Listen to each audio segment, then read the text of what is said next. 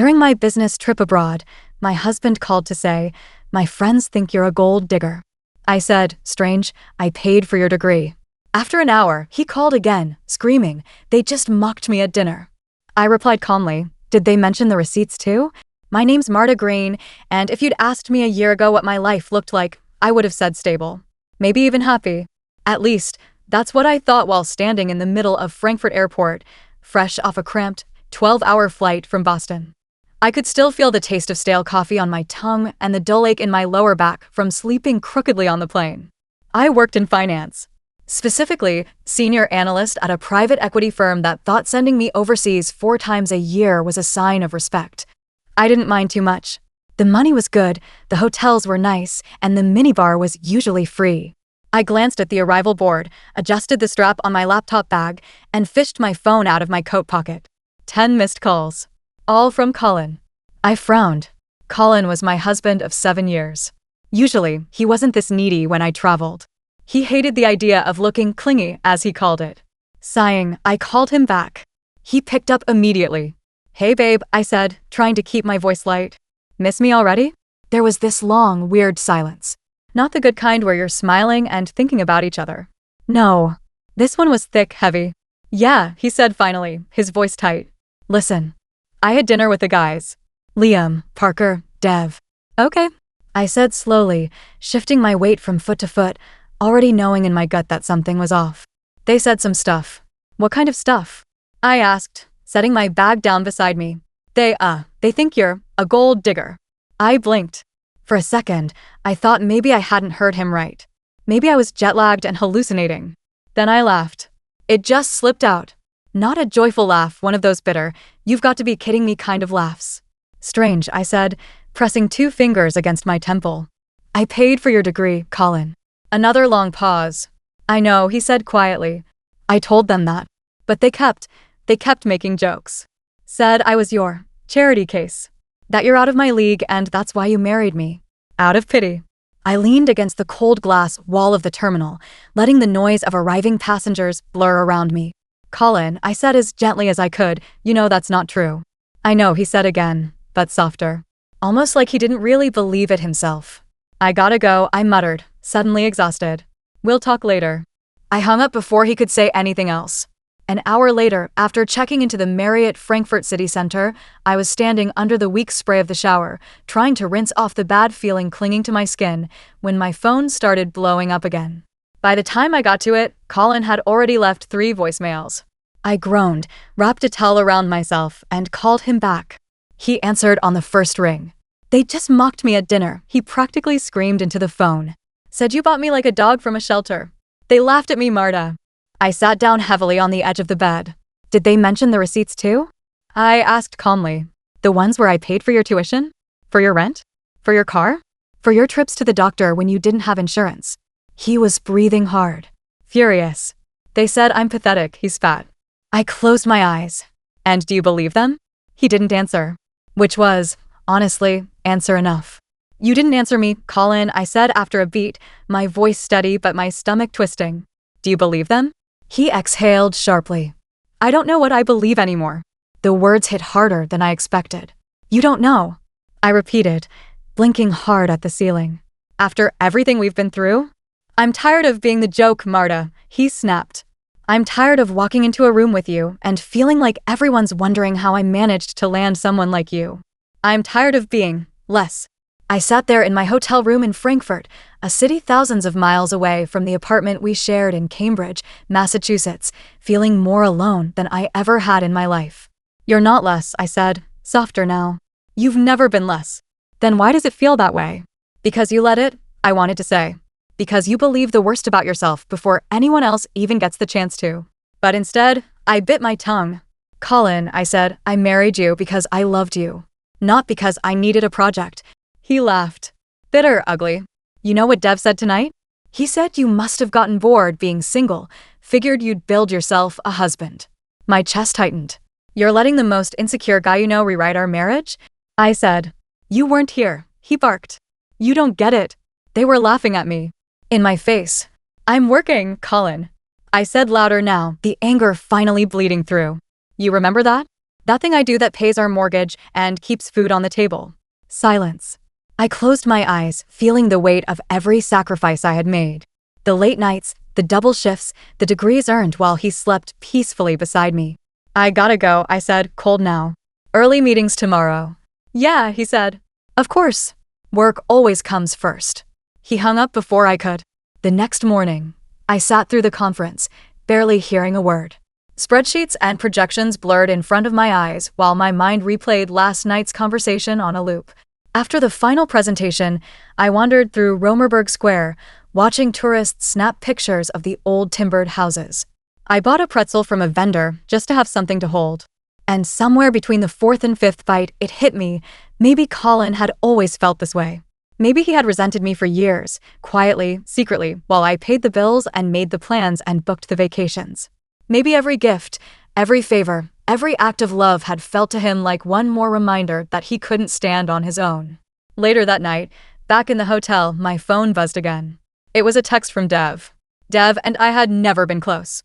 He was Colin's old college buddy, the guy who still lived like he was 22, still wore backward baseball caps, still thought frat humor was the peak of comedy. The text was short. Hey, sorry if we got in Colin's head. Was just messing around. No hard feelings, right?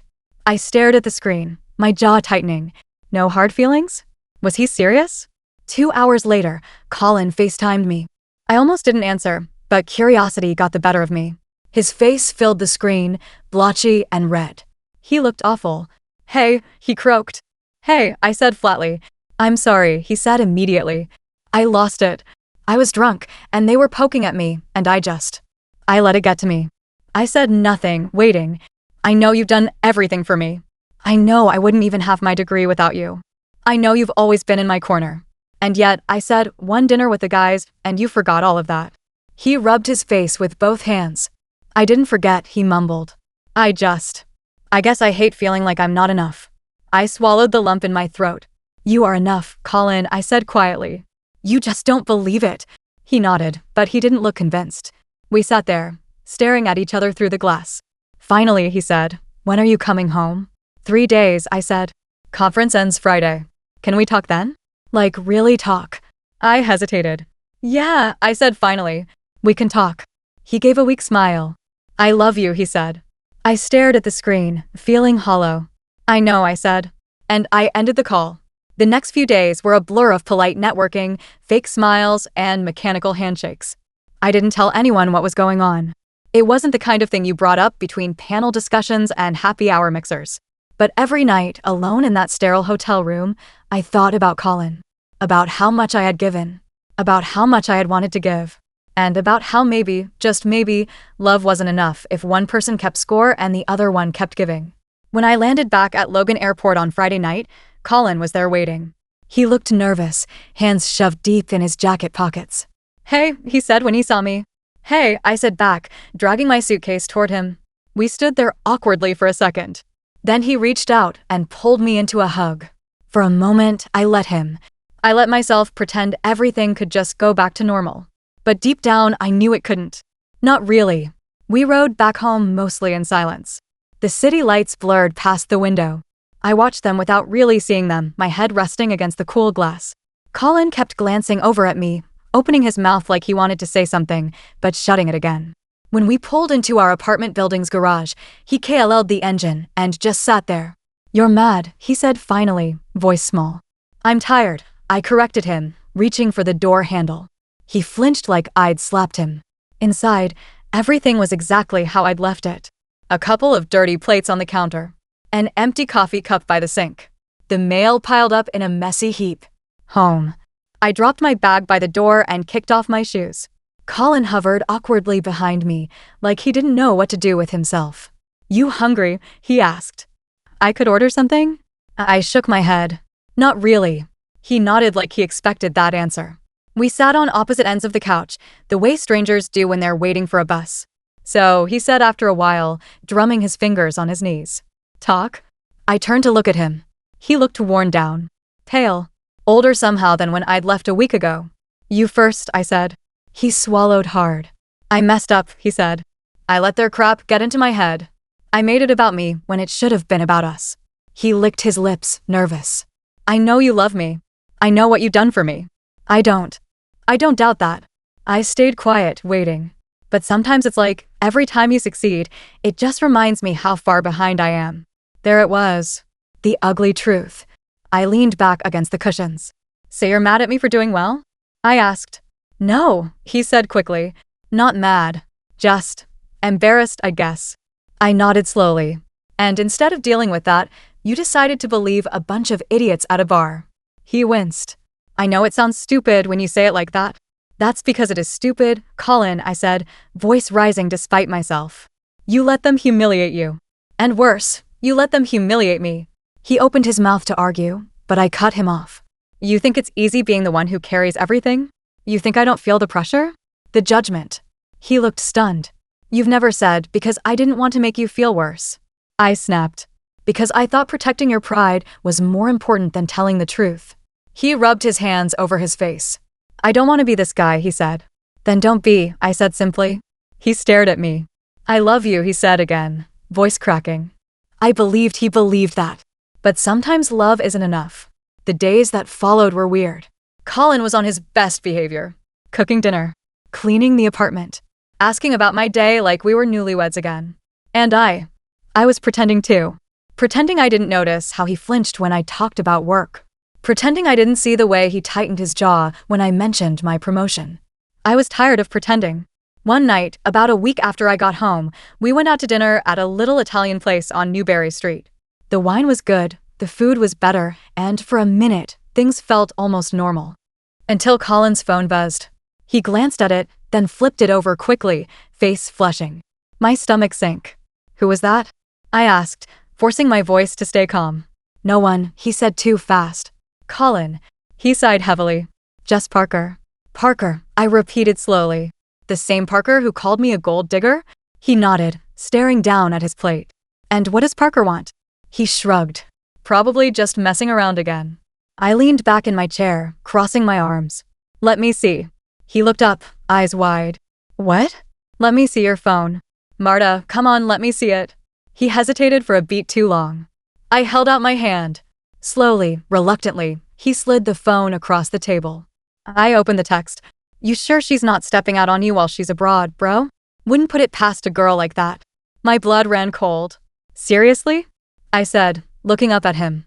You're still talking to these people? It's just banter, he mumbled. Banter, I repeated. They're calling your wife a W-chari, and you're laughing along? He looked stricken. I didn't say anything back, he said weakly. I didn't agree with them. You didn't defend me either, I said. The waiter appeared with the check, sensing the tension. Colin barely looked at it, just threw his card down. The ride home was silent.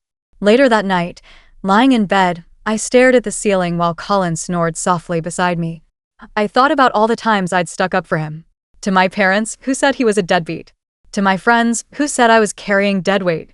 To myself, when I woke up at 3 a.m. wondering if love was really enough. And now? Now I wasn't even worth defending at a stupid dinner with his idiot friends. The resentment curled inside me like smoke. I slipped out of bed, grabbed my laptop, and sat at the kitchen counter in the dark. For the first time, I let myself think about a future that didn't have Colin in it. I sat there for a long time, the blue light of my laptop washing over the marble countertops, thinking. Not about screaming matches or dramatic exits. No. If there's one thing life had taught me, it's that real revenge isn't loud. It's quiet. It's living better without the people who thought you couldn't. The next morning, Colin shuffled into the kitchen, scratching his head, still half asleep. Hey, he mumbled, reaching for the coffee pot. Hey, I said, smiling just enough to seem normal. He didn't notice anything different. Why would he? He was used to me fixing things. But this time, I wasn't fixing anything. I was planning. Over the next few weeks, I played the role perfectly. I was sweet, supportive, loving. Meanwhile, I quietly met with the lawyer during my lunch breaks. Her name was Carmen Whitlow, sharp as a tack, soft-spoken but deadly when she needed to be. Are you sure you want to do this? She asked, sliding a packet of papers toward me. I nodded. I'm sure. I wasn't angry anymore. I was done. And when you're done, the scariest thing you can be is calm. On a sunny Friday afternoon, Colin texted me, guys are thinking of grabbing beers. Mind if I go? I smiled at my phone. Perfect. Of course not. Have fun, smiley face. I texted back. I waited exactly 20 minutes after he left. Then I packed. Not much, just what I needed. My clothes, my laptop, my important papers. I left everything else. This wasn't about burning it all down. This was about walking away clean. Before I closed the door for the last time, I left a small envelope on the kitchen table. Inside was the divorce petition. And a note, handwritten on simple white paper. When you're ready to be the man you pretend to be, maybe you'll deserve the kind of woman you lost. Until then, good luck. I moved into a small but beautiful loft across the river in Beacon Hill. Sunlight streamed in through the windows. Real sunlight. Not the kind that had to fight through Colin's gloom. I bought new sheets, new towels, new coffee mugs, little things that felt like freedom. Colin called. A lot. First confused, then furious, then pathetic. The voicemails piled up. Marta, come on, this is crazy. At least let's talk about this. You're blowing up our marriage over some jokes? It wasn't even me. It was them. Each message only made me feel lighter. About a month later, I ran into Parker at a coffee shop near Copley Square. He didn't recognize me at first. I'd cut my hair, started dressing differently, started glowing, as my best friend Sandra said. But when he did realize, his eyes widened. Hey, Marta, right? I smiled coolly. Parker, I said, sipping my latte. Heard about you and Colin, he said, smirking like he was enjoying it a little too much. I just nodded. Yeah, I said. Best decision I ever made. He laughed nervously. Man, he's a wreck without you. I raised an eyebrow. Sounds like a him problem. Parker blinked. I mean, come on. You guys were, like, good together, right? I leaned in slightly. You know what's funny, Parker? I said, voice low. You and your little group spent years trying to make Colin feel small. And he let you. He chose your approval over my respect. I stood, tossing my empty cup into the trash. You're not better than him. You're not better than me.